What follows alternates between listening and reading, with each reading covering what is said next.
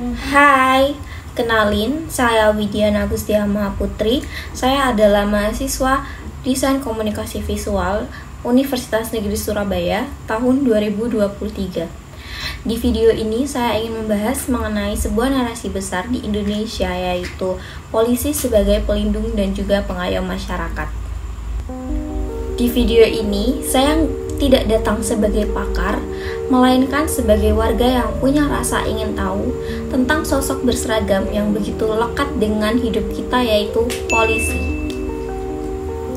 Mereka disebut pelindung, pengayom, dan juga pelayan masyarakat. Tapi, benarkah realitas selalu seindah narasi itu? Narasi besar ini sudah lama dibangun. Sejak zaman Orde Baru, saat stabilitas jadi harga mati. Polisi jadi penjaga ketertiban, tapi juga penekan suara-suara yang dianggap mengganggu. Reformasi datang, sistem berubah, tapi narasinya bertahan. Dipoles dengan wajah baru. Polisi RW, polisi humanis, polisi sahabat anak. Kamera ikut merekam, polisi menari tersenyum, membantu. Contohnya seperti pada cuplikan video berikut ini. Oknum ini ikut turun ke jalan demi membantu korban bencana, demi untuk membangun citra mereka baik di depan masyarakat. Tapi, apakah itu seluruh cerita? Selanjutnya, ada narasi lain, narasi kecil. Suara dari warga yang sering tak terdengar, contohnya adalah di Wadas. Di Wadas, warga menolak tambang. Yang datang apa? Ya, ribuan aparat. Inilah proyek pekerjaan bendungan bener yang berada di perbatasan Kabupaten Purworejo dan Kabupaten Wonosobo, Jawa Tengah dengan membendung aliran Sungai Bogowonto. Proyek strategis nasional ini digadang menjadi bendungan tertinggi di Indonesia dengan tinggi 169 meter dan akan menjadi penanda baru Kabupaten Purworejo. Sesuai dokumen analisis dampak lingkungan, daya tampung air akan mencapai lebih dari 90 juta meter kubik.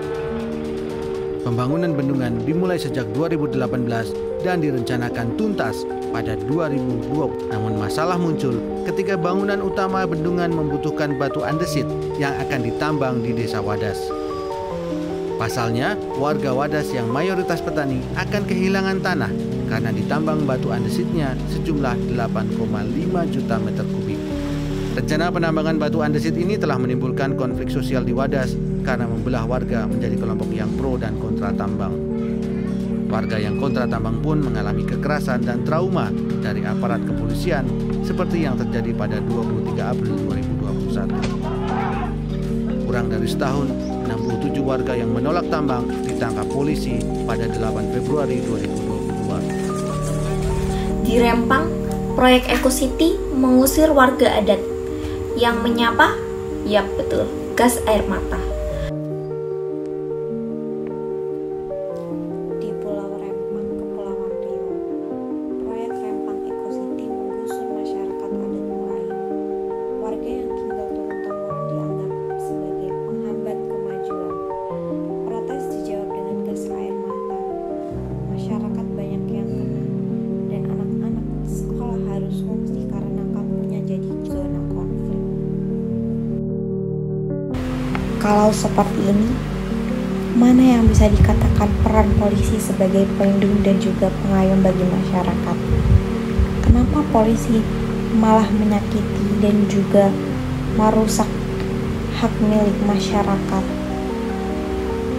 Apa betul ini peran dan tugas mereka sebagai pelindung kita sebagai masyarakat? Lalu, apa dampak dari yang dilakukan oleh mereka? Dampaknya banyak, luka fisik, trauma psikologis, desa jadi curiga-curigaan, lingkungan rusak, dan rasa aman jadi sesuatu yang mewah.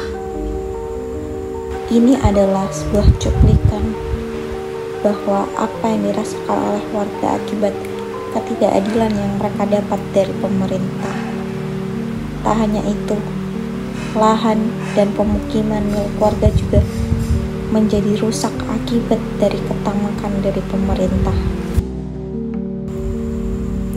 Oleh karena itu, untuk merespon ini, saya bikin ilustrasi berjudul Garis Polisi, Batas Keadilan. Ini adalah sebuah ilustrasi yang saya buat untuk mengkritisi atau menjadi respon akan narasi besar yang saya angkat pada pembahasan tugas kali ini. Ilustrasi ini saya buat menggunakan aplikasi Procreate dengan ukuran A3 dan saya mengerjakannya kurang lebih 18 jam. Di satu sisi, aparat berdiri tegak membelakangi ekskavator, dan di sisi lain ada warga yang duduk memeluk tanah. Di tengah ada garis kuning bertuliskan polisi yang bukan hanya garis fisik namun memiliki makna yang simbolik. Ia membelah antara siapa yang dilindungi dan juga siapa yang dikorbankan. Kalau polisi disebut netral, kenapa mereka selalu berdiri di sisi kekuasaan? Saya tidak sedang menyalahkan individu, tapi menggugat sistem. Karena selama kita diam, narasi besar akan terus menenggelamkan yang kecil. Tapi saya percaya kita bisa bikin narasi yang baru, yang berpihak pada kehidupan, bukan sekedar investasi, dan bahwa keberanian untuk bersuara adalah bagian dari rasa aman itu sendiri.